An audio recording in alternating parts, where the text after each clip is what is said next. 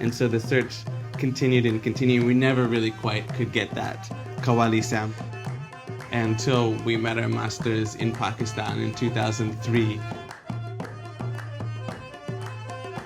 And my harmonium teacher, Ustad Rahat Ali, Rizwan Muazzam's harmonium player, who I still think is the best of the current era of harmonium playing. Ustad Fateh Khan taught him.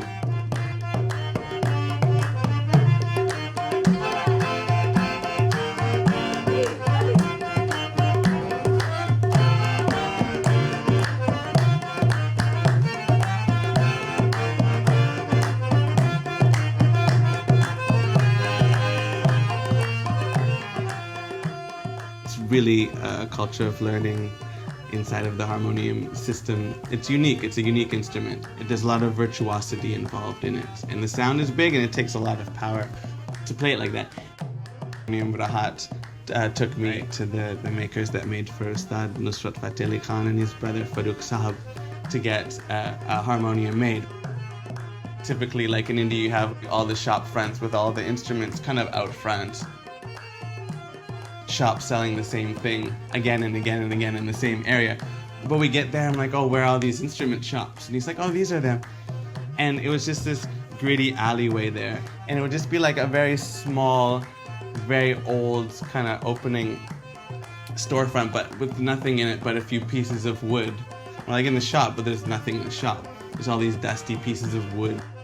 And he's there like making the tablas out the front with the masala, the siai, the black portion on top that's made of iron shavings and different kinds of glues and all that. You use a stone to smooth it out, and bits and bobs and tuning tools and this and that. And so I was always wondering, he's like, no, you gotta choose your maker and you gotta give him all the specs for the harmonium that you want exactly made to precision.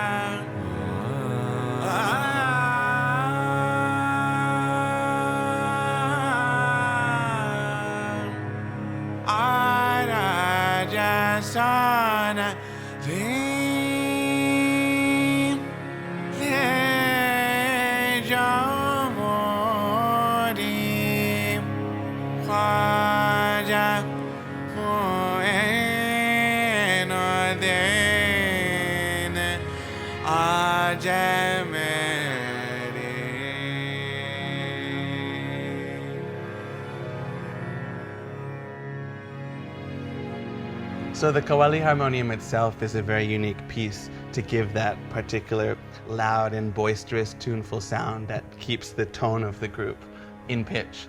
And one of the key elements to a Qawwali harmonium is the reeds inside. This is what is making the tone itself.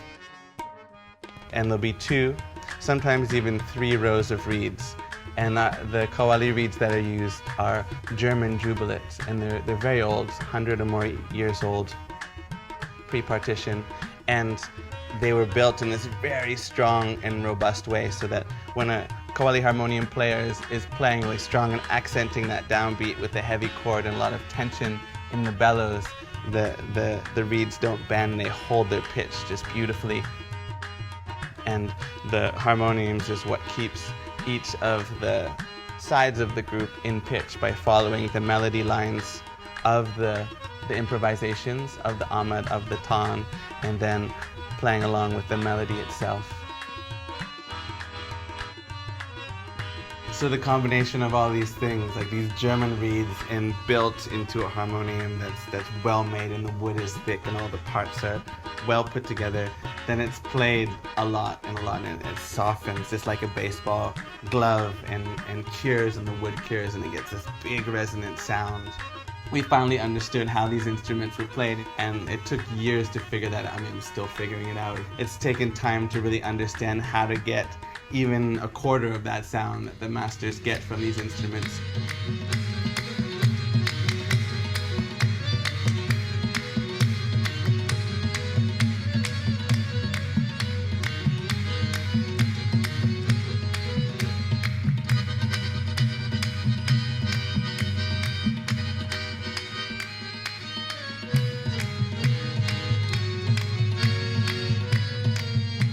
One of the most challenging things of Qawwali is how it's sung, and it must be sung in a very high pitch. There has to be this very strong projection, and the Qawwalis are typically in the key of A sharp, and so the voice has to be trained to be able to hit these very high notes, but in this deep, open-throated, big-chested voice.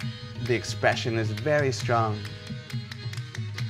I remember my friend said that Qawwali is unique in that it's not like wooing God, like, oh please God, I really want to meet you. It's got this demanding quality. There's this resolve of like kicking down the door and being like, here I am, I'm presenting myself to you, oh beloved. And in that same way, there's this very powerful confidence that it's expressed with. There's subtle moments and there's subtle points in the whole progression of a Qawwali, but for the most part it has this very empowered, strong resolve in the prayer. It's Sufi poetry and there's a lot of respect for it, so when it's done, it's always done with this deep reverence and this respect.